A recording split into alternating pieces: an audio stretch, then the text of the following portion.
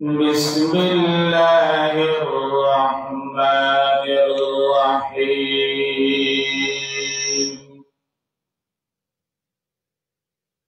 وعباد الرحمن الذين يمشون على الأرض هونا وإذا خاطبهم الجاهلون قالوا سلاما وقال النبي صلى الله عليه وسلم من تواضع لله رفعه الله ومن تكبر وضعه الله أو كما قال النبي عليه الصلاة والسلام. وقال تعالى في شان حبيبه إن الله وملائكته يصلون على النبي يا أيها الذين آمنوا صلوا عليه وسلموا تسليما. اللهم صل على سيدنا ونبينا وشفيعنا وحبيبنا ومولانا محمد صلى الله عليه وعلى آله وأصحابه وبارك وسلم. بلغ العلا بكماله كشف الدجى بجماله حسنت جميع خصاله صلوا عليه وآله.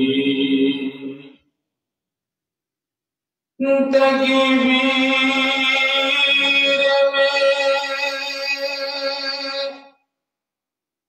कलिमों में नमाज़ों में अदा में है नाम इलाही इस्मिल्ला नाम मोहम्मद बलागल उला बिकमालिही कशफद दुजा बिजमालिही حسنت جميع خصاله صلوا عليه وآله.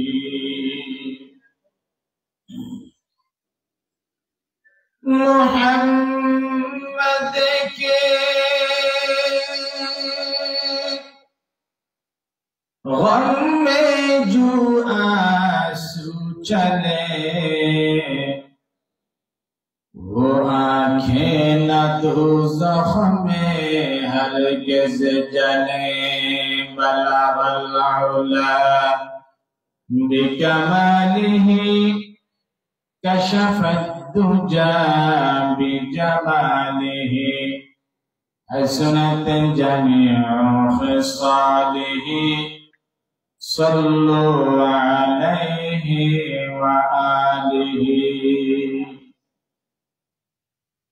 যাদের ভয় নত হয়ে থাকতো সকল বেঈমান, যাদের ভয়ে নত হয়ে থাকতো সকল বেঈমান, শিরবিরেরা কইরে তোরা কোথায় গেল সেই ঈমান বালাগাল উলা বিকামালিহি কাশাফাদ দুজা বিজামালিহি হাসানাত জামিউ খিসালিহি সাল্লু আলাইহি ওয়া আলিহি লা ইলাহা ইল্লাল্লাহ লা ইলাহা ইল্লাল্লাহ জোরে লা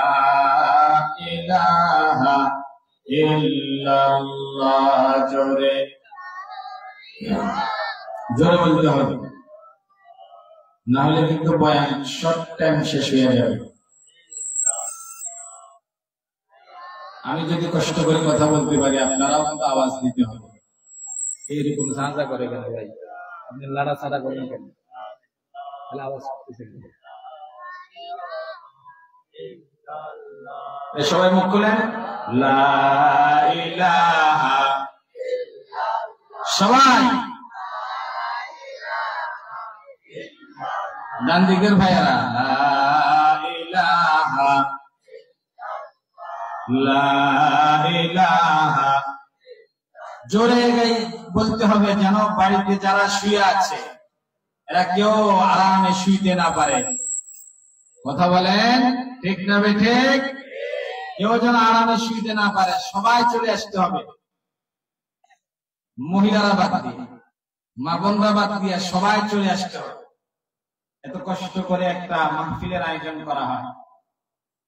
মুসলমানের সন্তান যাত্রার অনুষ্ঠানে আসতে পারে, মেলাতে আসতে পারে, ডিজে পার্টিতে আসতে পারে, আল্লাহর কোরআনের মাহফিলে আসবে না তা তো হতে পারে না, ঠিক কিনা বলেন?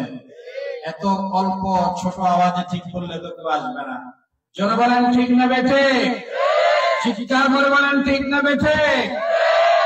মুসলমানের সন্তান যাত্রার অনুষ্ঠানে যায় না? যায় না? জোরে বলতে হবে, যায় কি যায় না? মেলাতে যায় কি যায় না? খেলাধুলার অনুষ্ঠানে যায় কি যায় না? চায়ের দোকানে আড্ডা আছে না নাই? বিভিন্ন খেলাধুলার আড্ডা আছে না নাই? ডিজে পার্টি হয় কি হয় না? নারী পুরুষের অবাধ মেলামেশা হয় কি হয় না? দুনিয়ার বেহায়াপনা অশ্লীলতা হয় কি হয় না? সবগুলোতে যদি মুসলমানের সন্তান যেতে পারে, আল্লাহর কোরআনের মাহফিলে কেন আসবে না? ঠিক না বেঠিক? আওয়াজ দিয়ে বলতে হবে ঠিক না বেঠিক? মুসলমানের সন্তান তো কোরআনের মাহফিলে আসতে হবে। যারা এখনো আসে নাই আসবে, তারা আসতে হবে অবশ্যই। আমি আশা করব হাতিয়ার মানুষ অতটা খারাপ না। হাতিয়ার মানুষ খোদা ভীরু, দিন ধর্মে বিশ্বাসী, ইমান আমলে বিশ্বাসী। কি বলেন ঠিক না বেঠিক?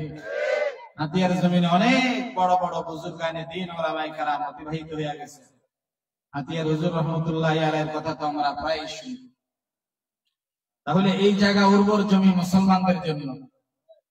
এখানে গান বাদ্য হবে, বেহায়াপনা হবে, অশ্লীলতা হবে, সবকিছু হবে। কোরআনের মাহফিল হবে না তা তো হতে পারে। কোরআনের মাহফিলে মানুষ আসবে না এটাও হইতে পারে। আমি তো এই হাতিয়ার মাটিতে আরো অন্তত 10 বছর আগেও আসছি। সর্বপ্রথম আমি এই হাতিয়ার মাটিতে আসছিলাম, এই যে আপনাদের হযরত ওনার মাদ্রাসা, ব্রিজ বাজার মদিনাতুল উলুম মাদ্রাসা, হযরত মাওলানা আসাদুল হক আকবর সাহেব দামাত বরকাতুহু, ওনার মাদ্রাসায় সর্বপ্রথম আমি আসছিলাম। তো আপনাদের এই এলাকার কৃতি সন্তান হযরত মাওলানা তাজবিদুল ইসলাম ফাহিম সাহেব, এলাকার কৃতি সন্তান, উনি আমাকে নিয়ে আসছিলেন। ওনার মাধ্যমে এই মদিনাতুল উলুম ব্রিজ বাজার মাদ্রাসা আসছে। উনি আপনাদের সবাইকে সালাম বলছে। আমার সাথে আজকেও ফোনে কথা হয়েছে। উনি মাদ্রাসার কাজে, জরুরি কাজে চলে গেছে। আলহামদুলিল্লাহ, গত কয়েক বছর আগে মাওলানা নিজামউদ্দিন সাহেব, আপনাদের এই মাদ্রাসার পরিচালক, অত্যন্ত আমার মহব্বতের মানুষ, ওনার ওখানে মসজিদেও আসছে। আমি তো আপনাদেরকে চিনি, আপনাদের সাথে আমার পুরাতন সম্পর্ক। তাহলে হাতিয়ার মানুষ বয়ান শুনতে আসবে না, এটা তো হইতে পারে না। আসবে ইনশাআল্লাহ। আমি আশা করব কেউ রাস্তাঘাটে যারা দাঁড়িয়ে আছে একজনও দাঁড়িয়ে থাকবে না, সবাই চলে আসবে। এবং বাড়িতে ঘরে যারা শুয়ে গেছে সবাই আসবে ইনশাআল্লাহ, আমার সে আত্মবিশ্বাস আছে। আলহামদুলিল্লাহ, আজকের এই বোয়ালিয়া নুরুল কোরআন মাদ্রাসা বার্ষিক ওয়াজ মাহফিলে আল্লাহ পাক রব্বুল আলামিন আমাদেরকে আশার বসার কিছু দিনের কথা বলার এবং শোনার তৌফিক দান করেছেন। এই জন্য আমরা প্রত্যেকে রব্বুল আলামিনের দরবারে প্রাণ খুলে শুকরিয়া আদায় করি। আলহামদুলিল্লাহ। এই আওয়াজে হবে না, জোরে আওয়াজ দিয়ে বলতে হবে আলহামদুলিল্লাহ। যখন আমরা নির্বাচন আসলে নেতার নামে স্লোগান দেই, অমুক ভাইয়ের চরিত্র ফুলের মতো পবিত্র, এই আওয়াজে দেই। যেভাবে আমরা আলহামদুলিল্লাহ বলছি, কথা বলা, এক কাপ লাল চা আর একটা বেলা বিস্কুট খাইয়া সারাদিন যেভাবে নেতার নামে আমরা স্লোগান দেই, মনে হয় জানি আমাদের কণ্ঠ নেতাই দিয়েছে। একটু আওয়াজ দিয়ে বলবেন, আমাদের এই কণ্ঠ কে দিয়েছে? নেতার স্লোগানের মতো তো আওয়াজ হয়নি, আল্লাহর নামটা তো নেতার মতো হয়নি।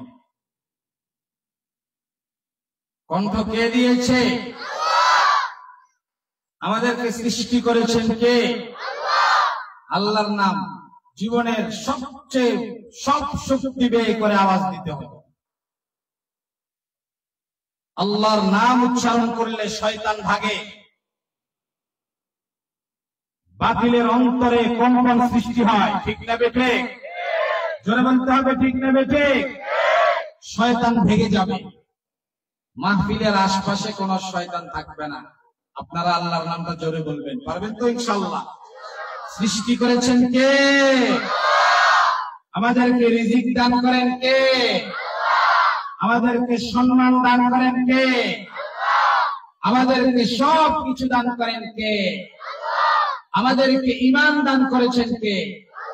আমাদেরকে কোরআন দান করেছেন কে?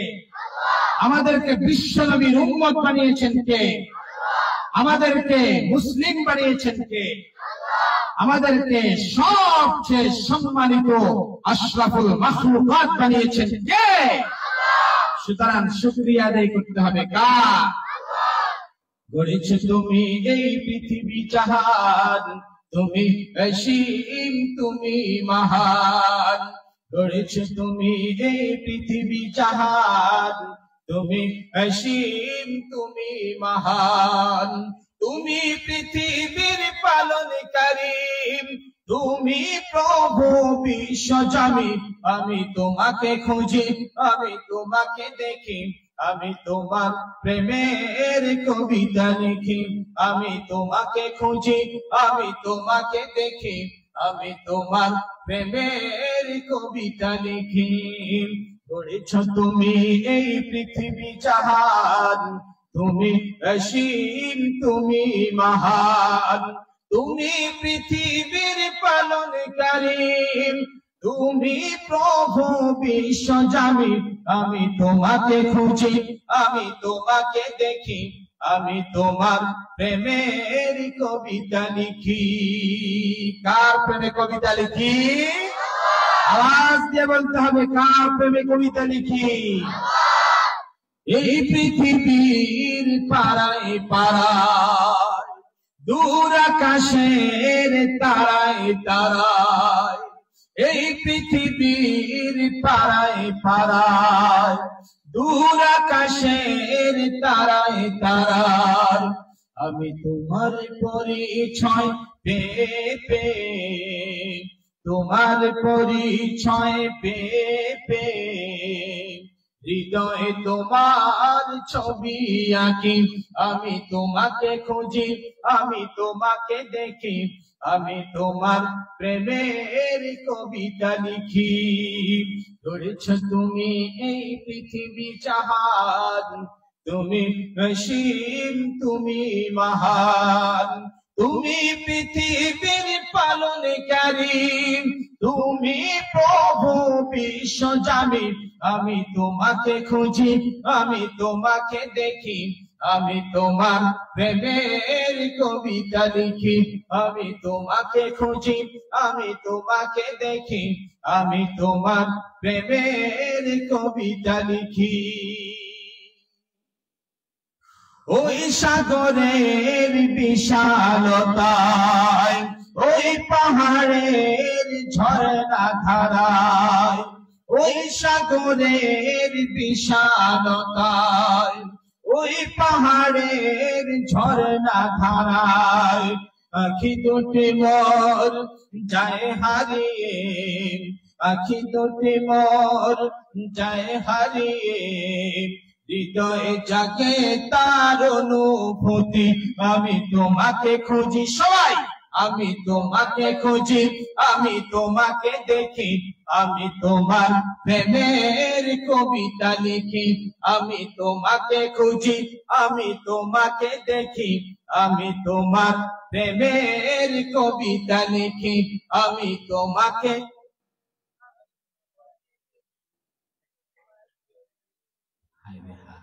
এখন যদি মমতাজ বেগমের ফাইটটা যায় টান দেওয়া হইতো, লুঙ্গি খুললে মাথার বান্ধি ফেলতো। কথা বলেন ঠিক না বেটে? আওয়াজ দিয়ে বলেন ঠিক না বেটে? আল্লাহর প্রেমের গান গাই, কি গাই? আমি তোমাকে খুঁজি, আমি তোমাকে দেখি, আমি তোমার প্রেমের কবিতা লিখি। আমি তোমাকে খুঁজি, সবাই গাইতে হবে। মাফলারটা পার পেশাইয়া যেভাবে বসছেন শিখে আপনাদেরকে কাবু করে ফেল, যেগুলো খুলতে হবে। কোনো মাফলার চলবে না এখানে, সব চাদর মাফলার খোলেন, আওয়াজ দেন, ঘাম বাইর হইয়া যাবে দেখবেন। এখানে যতক্ষণ থাকবেন আওয়াজ দিতে হবে এবং আপনাদেরকে সজাগ থাকতে হবে। এখানে ঘুমাইলে চলবে না। জীবনে একদিন পাইছি আপনাদেরকে, সব দিন কি আর পাই নাকি? আজকে আপনাদেরকে ধরছি ভালোভাবে। কেউ যাইতেও পারবেন না, ঘুমাইতেও পারবেন না এখানে, এবং চুপচাপ বসে থাকতে পারবেন না। বয়ান শুনতে হবে এবং শুনছেন, বুঝতেছেন কিনা আমার সাথে কথা বললে আমি কথা বলতে হবে, আমিও কথা বলবো, আপনারাও বলবেন, ঠিক কিনা? আমি তোমাকে খুঁজি, আমি তোমাকে দেখি, আওয়াজ। আমি তোমাকে খুঁজি, আমি তোমাকে দেখি। এই তো মাসা শিক্ষিত শ্রোতা পাইছি, হ্যাঁ বুঝতেছে, আলহামদুলিল্লাহ। বছরে একবার এই মাহফিল গুলার আয়োজন করা হয়। এটার আয়োজন করা হয় এই জন্য,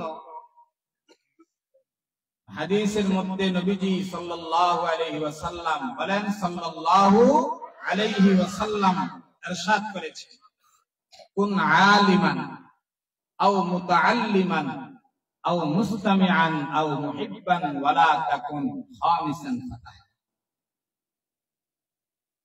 এখানে নবীজি জাহান্নাম থেকে বাঁচার 4টা পদ্ধতি বলেছেন।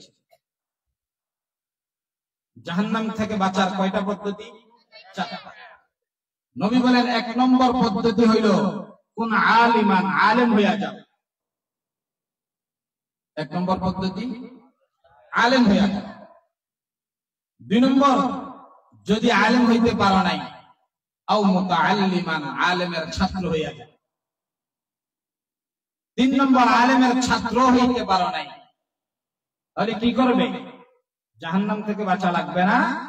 আও মুস্তামিআন, আলেমের কথা মনোযোগ দিয়া শোনো এবং আলেমের কথা অনুযায়ী জীবন পরিচালনা করো। 4 নম্বর, কোন কারণে তাও যদি সম্ভব না হয়, আও মুহিব্বান, আলেমকে মহব্বত করো।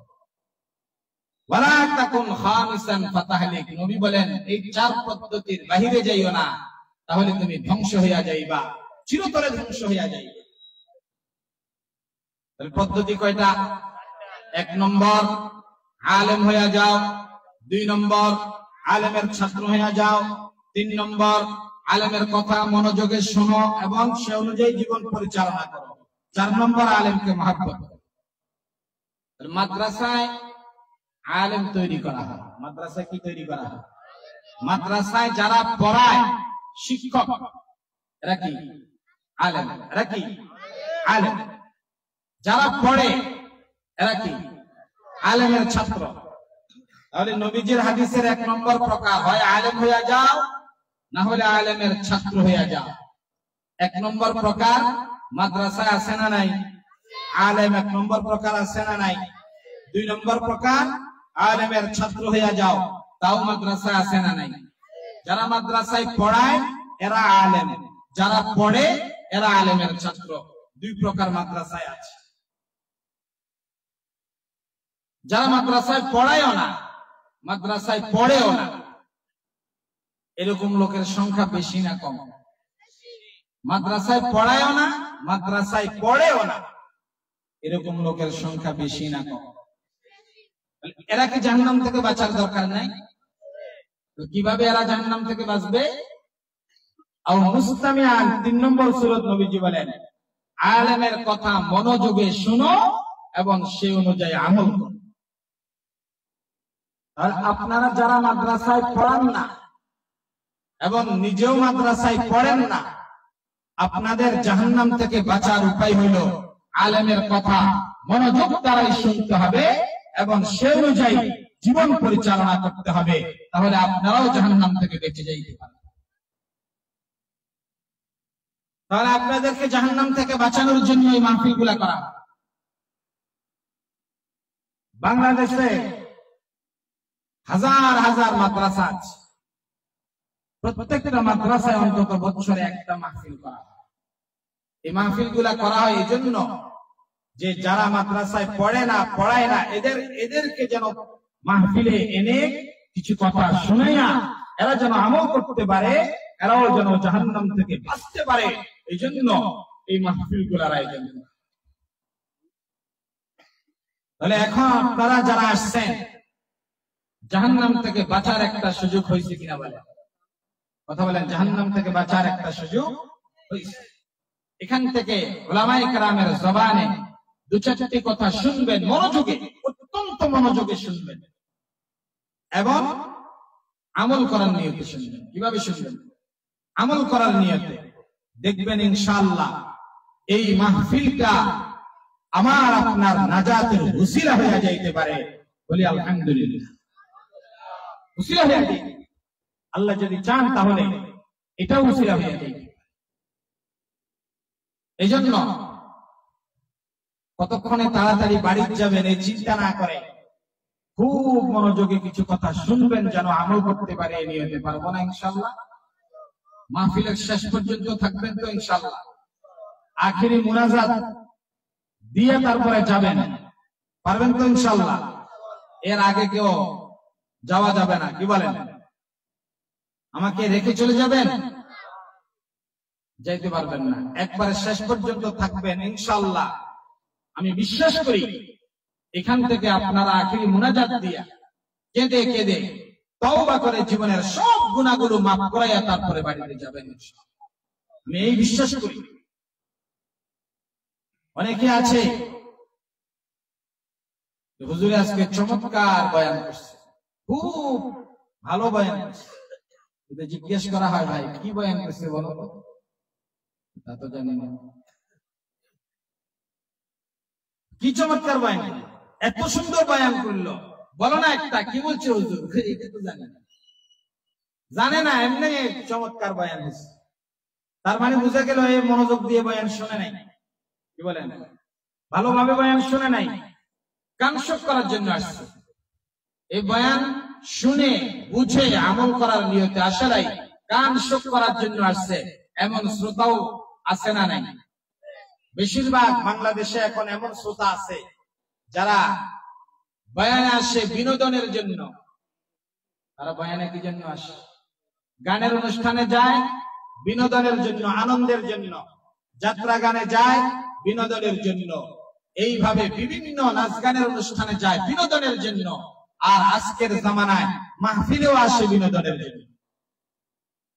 হুজুর কেমন বয়ান করে দেখব। অনেক শ্রোতারা আছে, হুজুর কেমন বয়ান করে শুনবো, বয়ান ভালো করে কিনা দেখবো। যদি ভালো লাগে তাহলে বসবো, না হলে বসবো। হুজুরের সুর কেমন, হাসাই কিনা, কাঁদাই কিনা, মানে বক্তা টেস্ট করার জন্য আসছে, নিজের আমলের নিয়তে আসে নাই, বক্তাকে পরীক্ষা করার জন্য আসছে। দেখি আজকে এই বক্তা কেমন বয়ান করে। ফেনী থেকে আসছে, দেখবো আজকে কি বয়ান করে। এই নিয়তে বসবেন না, খবরদার। বসবেন এই নিয়তে, যে বয়ান করো কোরআন হাদিসের কথা যেই বলবে শুনবো আর আমল করবো। রাজি আছি তো সবাই? কোরআন হাদিসের বয়ান শুনবো, আমল করবো। বক্তাকে পরীক্ষা করার আপনার দরকার নেই, কেমন বয়ান করে এটা পরীক্ষার দরকার নেই। বসবেন এখানে দিলকে খালি করে, অন্তরকে খালি করে বসবেন, তওবার নিয়তে বসবেন। জীবনের সব গুনাহ থেকে তওবা করার নিয়তে বসতে পারবো না আমরা, তওবার নিয়তে বসতে হবে। যে আজকে তওবা করব, জীবনের সব গুনাহ ছেড়ে এখান থেকে কেঁদে কেঁদে তওবা করে তারপরে বাড়িতে যাব, এই নিয়ত করে বসতে পারবো না ইনশাআল্লাহ। এই নিয়ত করে বসে। অনেকজন আছে যে আখিরি মুনাজাতের সময় এত হুজুরের বয়ান মনে চাইছিল একটু কাঁদি, কিন্তু কাঁদি নেই। কেন কাঁদি নেই? কাঁদার প্রস্তুতি ছিল না, প্রস্তুতি নিয়ে আসি নাই। কাঁদার প্রস্তুতি নিয়ে আসি নাই, এই জন্য কাঁদি নেই। অনেক মানুষের এরকম আছে, কান্নার জন্য প্রস্তুতি নিয়ে আসে নাই। বলেন তো কান্নার প্রস্তুতিটা কি? কান্নার প্রস্তুতি হইল তওবার নিয়ত করে নাই। হুজুর বয়ান করছে তওবার নিয়ত করেন, আজ থেকে আর কোনো গুনাহ করব না,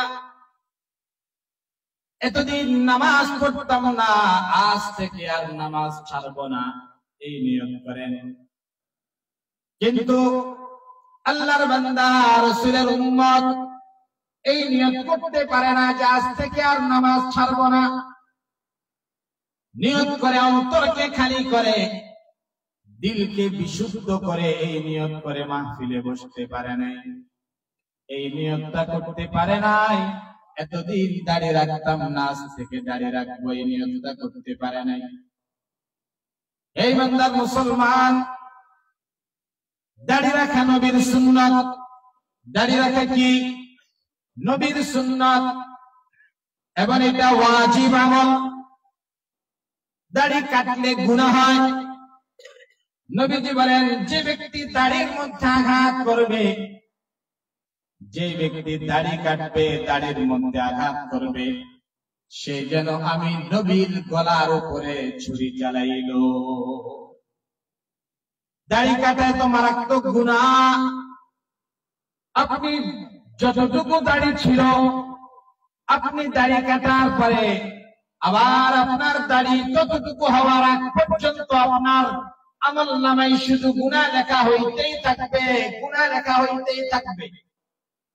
এক সেকেন্ড আপনি রাত্রে ঘুমাবেন, আমল নামায় গুনাহ লেখা হইতে থাকবে।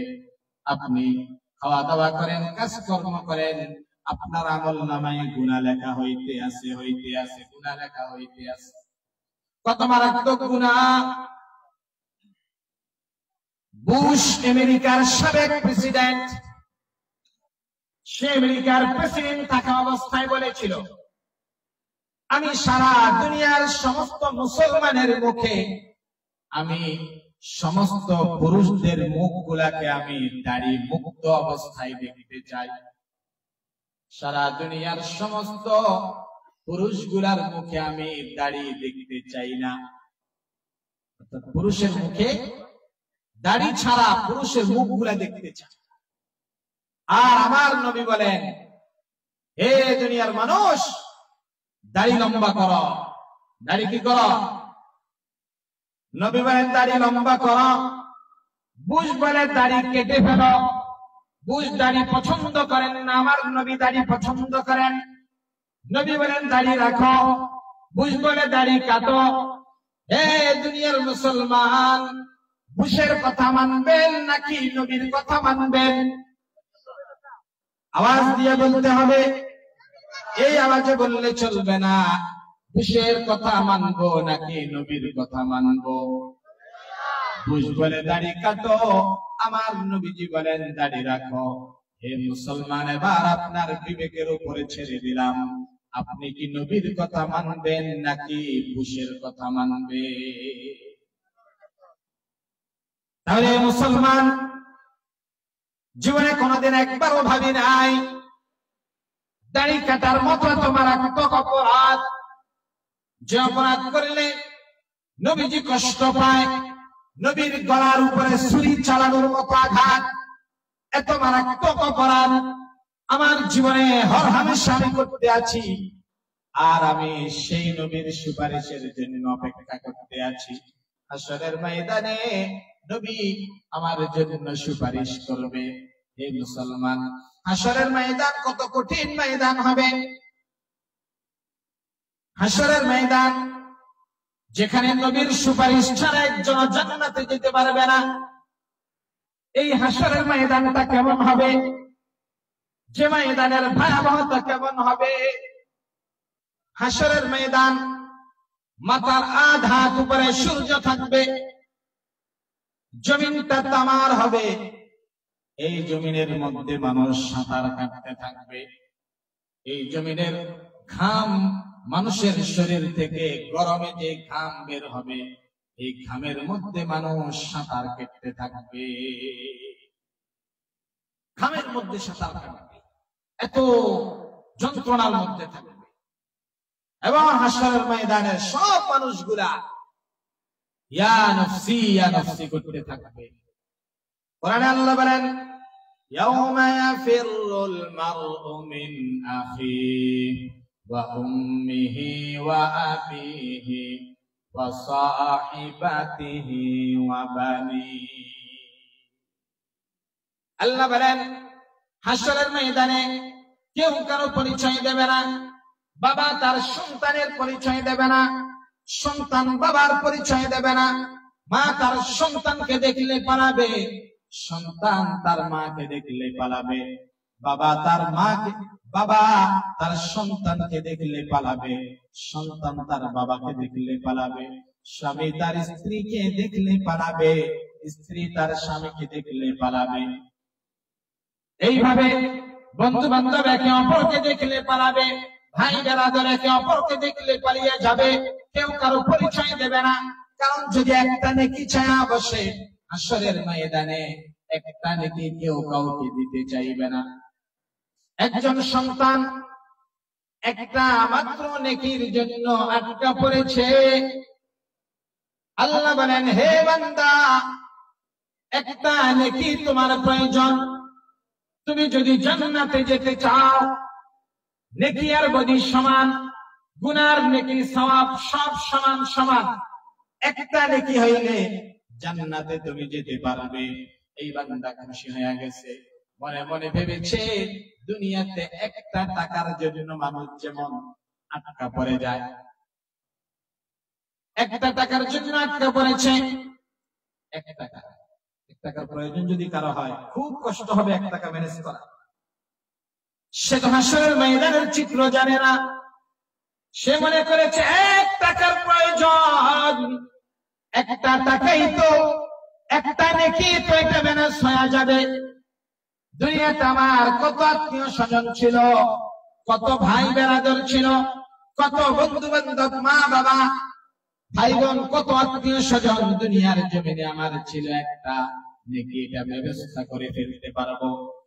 সর্বপ্রথম বাবার কাছে গেলেন, যায়া বলে, বাবা, আমাকে লালন পালন করার জন্য আপনি কত কষ্ট করেছেন, মাথার ঘাম পায়ে ফেলে আপনি মাথা ফাটা রৌদ্রের মধ্যে আপনি কাজ করেছেন, আমার মুখে এক লোকমা ভাত উঠায় দেওয়ার জন্য কত কষ্ট বাবা আপনি করেছেন। আমার মুখে এক লোকমা ভাত উঠায় দেওয়ার জন্য বছরের পর বছর আপনি প্রবাস জীবন যাপন করেছেন। বিবি বাচ্চা আত্মীয় স্বজন সবকিছু ত্যাগ করে বছরের পর বছর আপনি বিদেশ যাপন করেছেন। আমাকে ঈদে চাঁদে একটা নতুন জামা আমার গায়ে উঠায়া দেওয়ার জন্য আপনি কত কষ্ট করেছেন।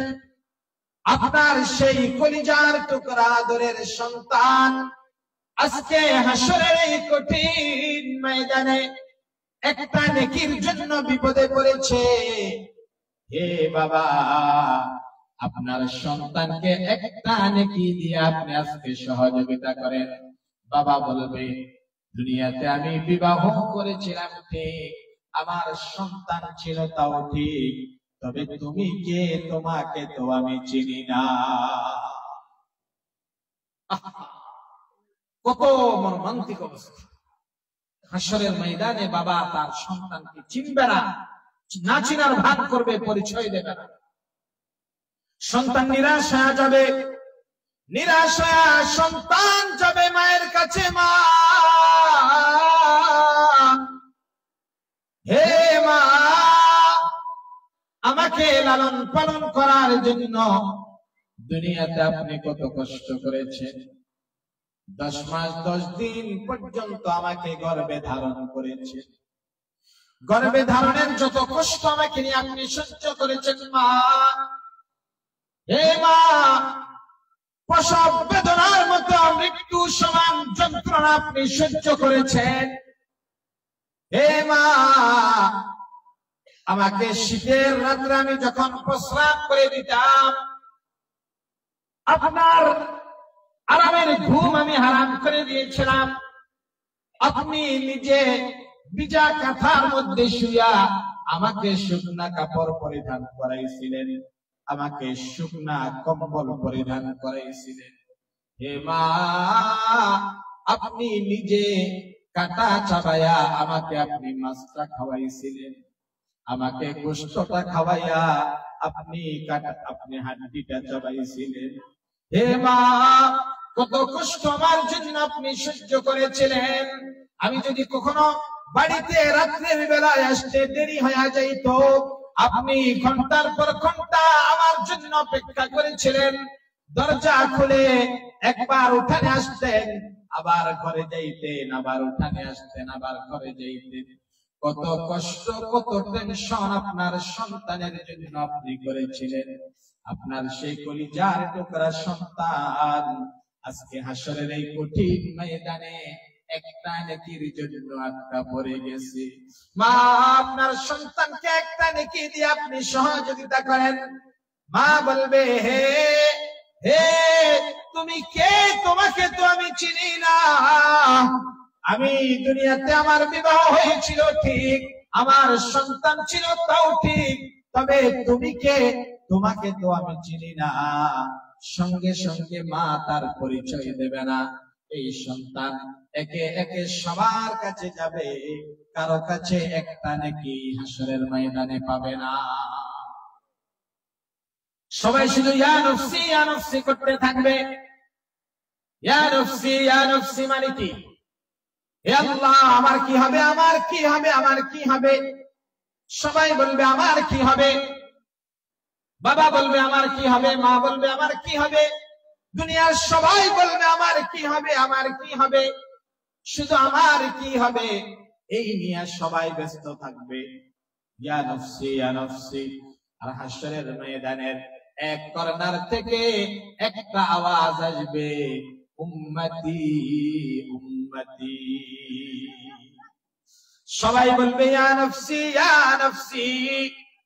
আমার নবী, আপনার নবী আকায়ে নামদার তাজদার মদিনা, জিগর গোশে আমেনা, হাবিবে কিবরিয়া, আশরাফুল আম্বিয়া, সাইয়্যিদুল মুরসালিন, খাতামুন নবিয়্যিন, শফিউল মুজনিবিন, রাহমাতুল লিল আলামিন, নবী মুহাম্মদুর রাসূলুল্লাহ সাল্লাল্লাহু আলাইহি ওয়াসাল্লাম বলবে, উম্মতি উম্মতি, হে আল্লাহ আমার উম্মতের কি হবে, আমার উম্মতের কি হবে। উম্মতের ফিকির হাশরের ময়দানে নবীজির থাকবে। নবীজি হাউজে কাউসারের পাশে বসবে। নবীজি উম্মতকে হাউজে কাউসারের পানি পান করাবে। এমন সময় কিছু উম্মত আসবে হাউজে কাউসারের পানি পান করার জন্য। ফেরেশতারা নবীর মাঝে আর উম্মতের মাঝে একটা পর্দা দিয়ে দিবে, আলাদা করে দেবে। নবী বলবে, হে ফেরেশতারা, এরা তো আমার উম্মত, কেন এদেরকে আলাদা করলা? বলে, ইয়া রাসূলুল্লাহ, ইয়া হাবিবাল্লাহ, আপনি জানেন না, আপনি যখন দুনিয়া থেকে চলে আসছেন, আপনি দুনিয়া থেকে আসার পরে এরা আপনার দ্বীনকে বিকৃতি করেছিল, আপনার দ্বীনকে এরা বিপদগ্রস্ত করেছিল। কোরআনকে, ইসলামকে, হাদিসকে, শরীয়তকে এরা পরিবর্তন করে দিয়েছিল, আপনার সুন্নতকে এরা অবহেলা করেছে। নবীজি সঙ্গে সঙ্গে বলবে, সুহকান সুহকান লিমান গায়্যারা বাদি, দূর হয়ে যাও, দূর হয়ে যাও, তোমরা আমার উম্মত নও। হাশরের ময়দানে নবীজি উম্মতের জন্য সুপারিশ করবে, এটা যেমন ঠিক, উম্মতকে নবীজি দূরে সরাইয়া দেবে, এটাও ঠিক কিনা বলে? আওয়াজ দিয়ে বলতে হবে ঠিক কিনা। তাহলে যদি নবীর সুন্নতের অবজ্ঞা করে আমরা, নবী হাশরের ময়দানে সুপারিশ করবে, আওয়াজ দিয়ে বলতে হবে করবে। তাহলে হে যুবক ভাইরা, আমি আপনাদের পায়ে হাত দিয়ে বলবো, এই দাড়ি এটা যদি কাটি, তাহলে এর দ্বারাই নবীজি বলেন যে দাড়ি কাটলো সেই জন্য আমার গলায় ছুরি চালাইলো। তাহলে নবীর গলায় ছুরি চালায়া হাশরের এই কঠিন ময়দানে নবীর সুপারিশ পাওয়া যাবে? কথা বলেন, যাবে? তাহলে আজকে থেকে তওবা করেন, আর দাড়ি কাটবো না। রাজি আছি তো ইনশাআল্লাহ? তওবা করেন। শয়তান আমাদেরকে ধোঁকা দেয়। শয়তান বলে, দাড়ি রাখবা, এখনো বয়স হয়েছে, কত বছর বয়স, কি দাড়ি রাখবা, এখনো বিয়ে শাদী করা নাই, কিসের দাড়ি রাখবা? বিয়ের পরে যদি জিজ্ঞেস করা হয় দাড়ি রাখো না কেন, বলে এখনো সন্তানাদি হয় নাই, সন্তানাদি হইলে পরে দাড়ি রাখবো। সন্তানাদি হওয়ার পরে যদি জিজ্ঞেস করা হয় দাড়ি রাখো না কেন, বলে আরে মেয়ে বিয়ে দিই নাই, আগে শ্বশুর হয়ে যায় তারপরে দাড়ি রাখবো। এগুলি সব শয়তানের ধোঁকা, ঠিক কিনা? ঠিকের আওয়াজটা তো হয় নাই, ঠিকের আওয়াজটা তো হয় নাই। আওয়াজ দিয়ে বলতে হবে ঠিক না বেঠে? শয়তান ধোঁকা দেয়, আজ নয় কাল, আজ নয় কাল, এটা একটা শয়তানের ধোঁকা। নামাজ পড়বি, শয়তান বলে আরে আগামী সপ্তাহ থেকে পড়বো, আগামীকাল থেকে পড়বো, পরশু থেকে পড়বো, এটা একটা শয়তানের ধোঁকা। আমি আপনাদেরকে বলতে চাই, দৈনিক কত ওয়াক্ত নামাজ ফরজ? 5 ওয়াক্ত নামাজ। কত ওয়াক্ত ফরজ? 5 ওয়াক্ত নামাজ। তাহলে 5 ওয়াক্ত নামাজ দৈনিক আমাকে পড়তে হবে কি হবে না? কবে থেকে? কবে থেকে পড়তে হবে? না, উত্তরটা তো আপনারা সবাই দিতেছেন না। তাহলে আমি মুনাজাত করে দিব, কিন্তু যে কোনো টাইমে মুনাজাত করে দেব। আপনারা যদি উঠাউঠি করেন, গন্ডগোল দেখলে আমি মুনাজাত করে দেব। আর এত শীতের রাত্রে আমার টাকা পড়ছে নাকি, এত কষ্ট করি আমি বয়ান করবো, আপনারা শুনবেন না, তাহলে তো আমি করবো না। কথা বলেন, 5 ওয়াক্ত নামাজ কোন দিন থেকে পড়তে হবে? আজকে থেকে। ফজরের নামাজ পড়বো তো ইনশাআল্লাহ। সারা রাত বয়ানের কোনো লাভ নাই যদি ফজরের নামাজ না পড়ি। 1 কোটি বছরের বয়ানকে এক পাল্লায় দিল 2 রাকাত ফজরের সমান হবে না, ঠিক কিনা বলেন? আওয়াজ দিয়ে বলতে হবে ঠিক না বেটে? ফজরের নামাজের সমান হবে। তাহলে পড়বো তো ইনশাআল্লাহ। আমি আপনাদেরকে বলতে চাই, আজ থেকে মৃত্যু পর্যন্ত 1 ওয়াক্ত নামাজও ছাড়বো না। রাজি আছেন ইনশাআল্লাহ? কারা কারা হাত তুলে দেখো, আল্লাহু আকবার। ইয়া আল্লাহ, হাত নামাবেন না, হাত নামাবেন না। ইয়া আল্লাহ, আপনার বান্দাদেরকে আপনার দরবার পর্যন্ত নিয়ে আসলাম। ইয়া আল্লাহ, আপনি আজকে এই হাতিয়ারের ময়দানের দিকে তাকাইয়া দেখেন, বোয়ালিয়া নুরুল কুরআন মাদ্রাসার ময়দানে আপনি তাকাইয়া দেখেন, আল্লাহ আপনার যে বান্দারা আজকে থেকে ওয়াদা করেছে মৃত্যুর আগ পর্যন্ত এক ওয়াক্ত নামাজ আর ছাড়বে না, ইয়া আল্লাহ আপনি এই হাতগুলাকে আপনি কবুল করিয়া নেন।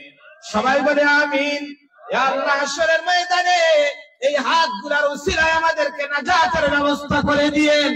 ইয়া আল্লাহ ইয়া আরহামার রাহিমিন, আমি আপনার দরবার পর্যন্ত এনে দিয়েছি, ইয়া আল্লাহ কবুল করার দায়িত্ব আপনার। ইয়া আল্লাহ সব হাতগুলাকে আপনি কবুল করিয়া নেন। আরে প্রতিজ্ঞা করেন না, প্রতিজ্ঞা করেন। নামাজই তো, একজন মুসলমানের নামাজ পড়া লাগবে না? কবরে যাওয়ার আগে অন্তত নামাজটা ঠিক করা তো দরকার আছে। কথা বলেন, নামাজটা কবরে যাওয়ার আগে ঠিক করা দরকার আছে না নাই?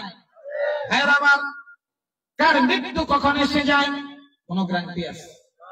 যে ভাবছেন আগামী সপ্তাহ থেকে নামাজ পড়ব, কত যুবক মারা যায় না, যায় না। বাবার আগে সন্তানের লাশ পড়ে না, পড়ে না। এই দাদার আগে নাতির লাশ কবরে যায় কি যায় না? মৃত্যুর কোন গ্যারান্টি আছে? এক সেকেন্ডের গ্যারান্টি আছে? কিসের বাহাদুরি, কিসের এত কি? হ্যাঁ আমার, এখন থেকে তওবা করেন। আজকে থেকে আর দাড়ি কাটব না। জীবন যাবে যাবে, শয়তান হাজারো ধোঁকা দেওয়ার চেষ্টা করবে। এই নবীর সুন্নাত যদি আমার মুখের মধ্যে না থাকে, হাশরের এই কঠিন ময়দানে দাড়ি ছাড়া নবীর সামনে আমি দাঁড়াবো কি করে? একটু নিজের মনকে প্রশ্ন করেন, দাড়ি ছাড়া নবীকে চেহারাটা কিভাবে দেখাবো? কিভাবে আমার এই চেহারা নবীকে দেখাবো? সুতরাং খবরদার, দাড়ি রাখার প্রয়োজন আছে না নাই? আমি আজকে একজন সাহসী যুবক চাই যে ওয়াদা করবেন আজ থেকে আর দাড়ি কাটবো না। একজন, সবাইকে আমি হাত তুলে ওয়াদা করাবো না। একজন সাহসী যুবক দাঁড়ান, দাঁড়িয়ে যান। কারা কারা দাঁড়িয়ে রাখবেন? দাঁড়িয়ে যান। নারায়ে তাকবীর, জোরে বলতে হবে নারায়ে তাকবীর, নারায়ে তাকবীর। মৃত্যুর আগ পর্যন্ত আর দাড়ি কাটবো না ইনশাআল্লাহ। এমনি জানবে কোথায় এই যুবকগুলা? ইনশাআল্লাহ এর তত্ত্বাবধান আপনি করবেন। এই ভাইগুলা আজকে থেকে দাড়ি রাখবে, ওয়াদা করছে ইনশাআল্লাহ।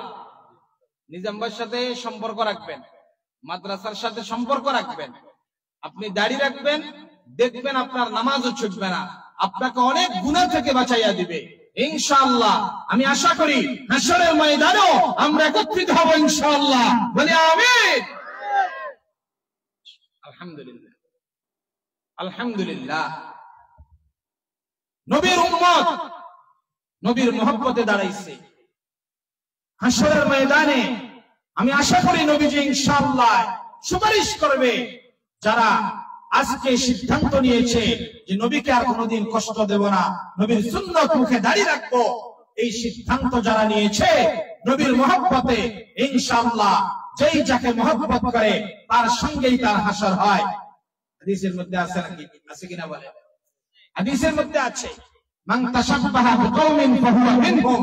যেই যার বেশ ধারণ করবে, যাকে মহব্বত করবে, যার আকৃতি পছন্দ করবে, যার বেশভূষা ধারণ করবে, তার হাসর তার সঙ্গেই হবে। হে যুবক, যে চুলের কাঠিন দিয়েছ মেসির মতো, যে মেসি হইতে চাও, তোমার হাসর হবে মেসির সঙ্গে। যে চুলের কাঠিন দিয়েছ নেইমারের মতো, তুমি নেইমার হইতে চাও, নেইমারের চুলের কাঠিন তোমার কাছে ভালো লাগে, মনে রাখবে যুবক, তোমার হাসর হবে নেইমারের সঙ্গে। আর যেই মুসলমান নবীর সুন্নতকে মহব্বত করে, চুল নবীর সুন্নত তরিকায় কাটে, দাড়ি নবীর সুন্নত তরিকায় রাখছে, কাল কিয়ামতের ময়দানে এই যুবকের হাসর হবে স্বয়ং নবীজির সঙ্গে।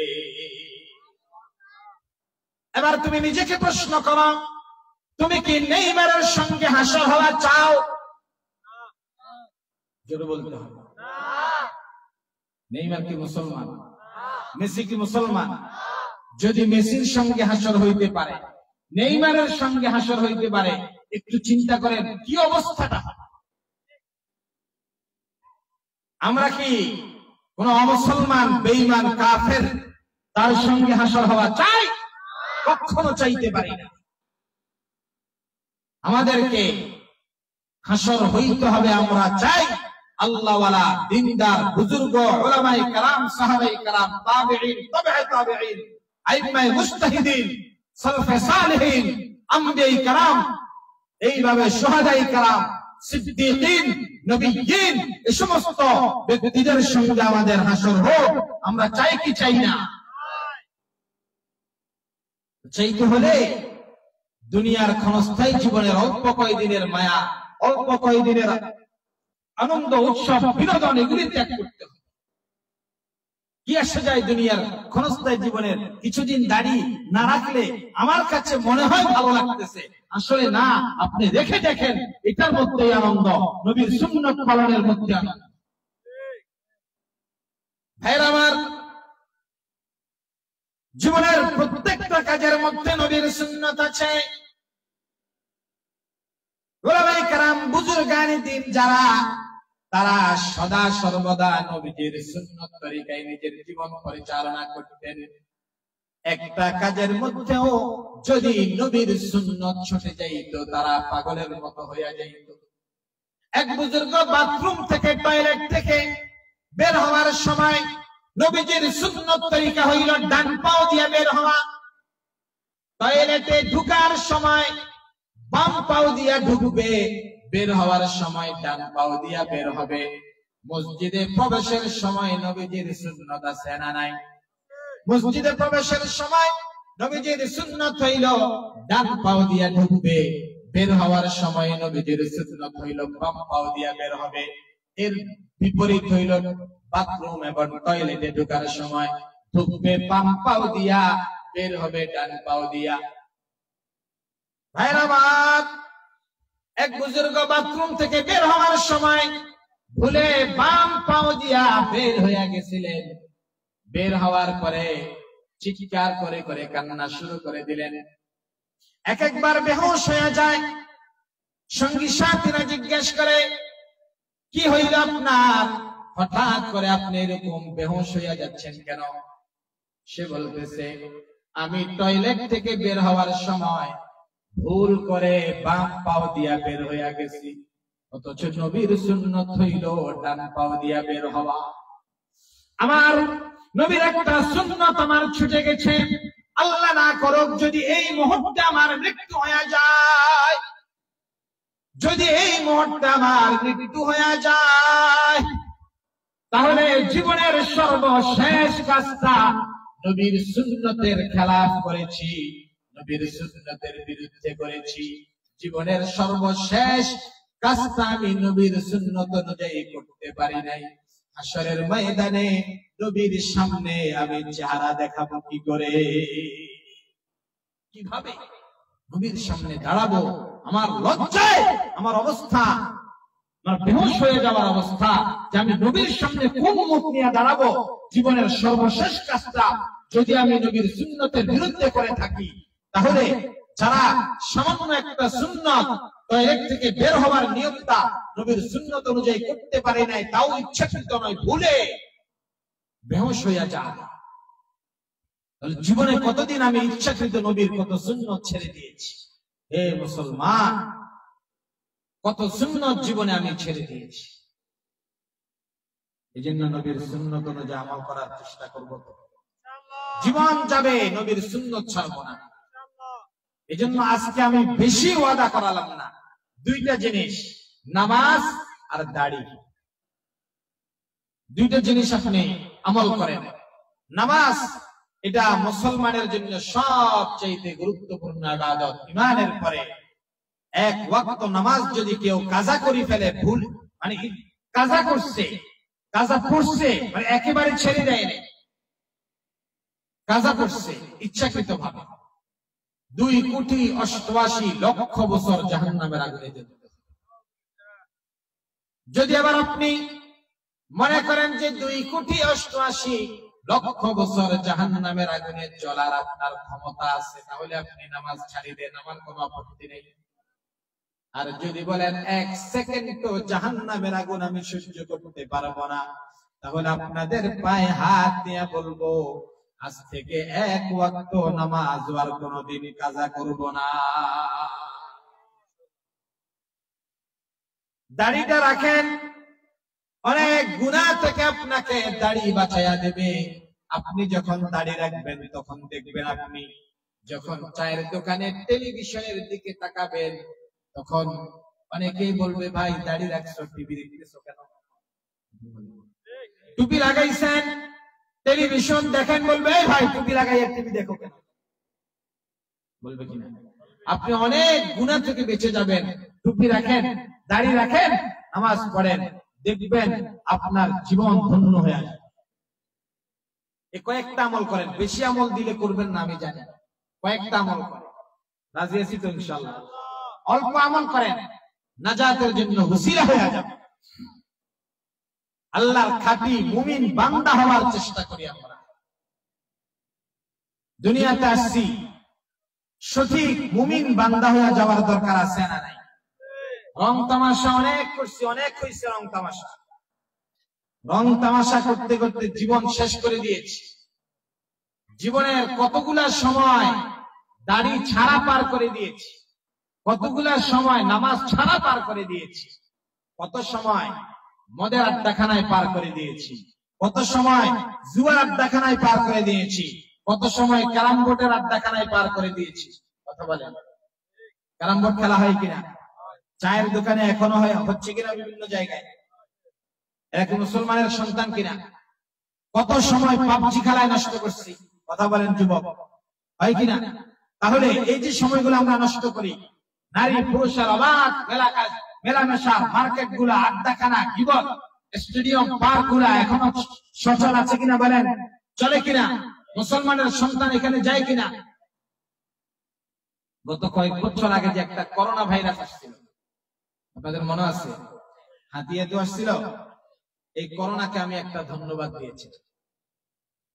আপনারা শুনতে চান কেন ধন্যবাদ দিয়েছিলাম? ধন্যবাদ ধন্যবাদ হে করোনা ধন্যবাদ, ইতিবাচক দিকটি বলছি, নেতিবাচক কাজকে থাকে। ধন্যবাদ ধন্যবাদ হে করোনা ধন্যবাদ, ইতিবাচক দিকটি বলছি, নেতিবাচক কাজকে থাক। ধন্যবাদ ধন্যবাদ। মরণ যেদিন আসবে সেদিন কেউ ঠেকাতে পারবে না, এই করোনা মৃত্যুর আগে তওবা করার প্রেরণা। মানুষকে আজ আল্লাহ মুখে করাটাই যে কামনা, বন্ধ কি এই কাজটা যদি করতে পারে করোনা? ঠিক না বেঠে? মরণ যেদিন আসবে সেদিন কেউ ঠেকাতে পারবে না, এই করোনা মৃত্যুর আগে তওবা করার প্রেরণা। মানুষকে আজ আল্লাহ মুখে করাটাই যে কামনা, বন্ধ কি এই কাজটা যদি করতে পারে করোনা? বিশ্বব্যাপী মৃত্যু মিছিল, তবু কেন এই ধন্যবাদ? বিশ্বব্যাপী মৃত্যু মিছিল, তবু কেন এই ধন্যবাদ? এই করোনা ঢুকে দিচ্ছে অশ্লীলতার প্রাদুর্ভাব। ধন্যবাদ ধন্যবাদ হে করোনা ধন্যবাদ, ইতিবাচক দিকটি বলছি, নেতিবাচক কাজকে থাক। ধন্যবাদ ধন্যবাদ। মদ জুয়ার আসর গুলো রুদ্ধ করলো এই করোনা, সিনেমা পতিতালয় বন্ধ করলো গান বাজনা। ঠিক না বেটে? পুরুষ নারীর অবাধ চলা থমকে দিল এই করোনা, স্টেডিয়াম পার্ক শূন্য করলো সব বিগতের আড্ডাখানা। ঠিক না বেটে? জোরে বলেন না ঠিক না বেটে?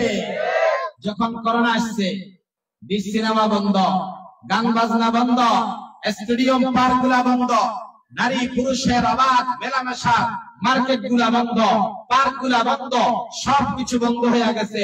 চায়ের দোকানের গিবতের আড্ডাখানা গুলা বন্ধ, ক্যারাম বোর্ডের আড্ডা বন্ধ, সবগুলা বন্ধ হয়ে গেছিল। ঠিক না বেঠে? এই কয়দিন আমরা অন্তত গুনাহ থেকে বেঁচেছিলাম। এই জন্য আমি এই করোনাকে ধন্যবাদ দিয়েছি। কি বলেন আপনারা, কি ধন্যবাদ দিতে রাজি আছেন? এই দৃষ্টিকোণ থেকে ধন্যবাদ দেওয়াই যায়। কি বলেন?